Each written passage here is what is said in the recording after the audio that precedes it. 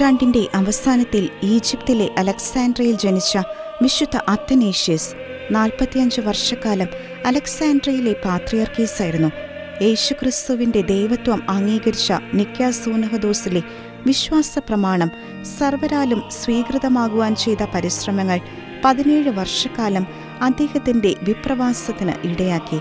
30 വയസ്സുള്ളപ്പോൾ മെത്രാനായി നിയമിതനായ അദ്ദേഹം ചക്രവർത്തിമാരുടെ അനുഭാവമുള്ള ആര്യൻ പാഷണ്ഡികളാൽ 5 പ്രാവശ്യം നാട് കടത്തപ്പെടുകയും പല പ്രാവശ്യം വധശ്രമങ്ങൾക്ക് ഇരയാകുകയും ചെയ്തു. എന്നാൽ സ്നേഹസമ്പന്നനും അജഗണത്തിന് പിതൃസമ്മനുമായിരുന്ന അദ്ദേഹത്തിന് വിപ്രവാസം കഴിഞ്ഞ് മടങ്ങി വരുമ്പോൾ രാജകീയ സ്വീകരണമാണ് ലഭിച്ചിരുന്നത്.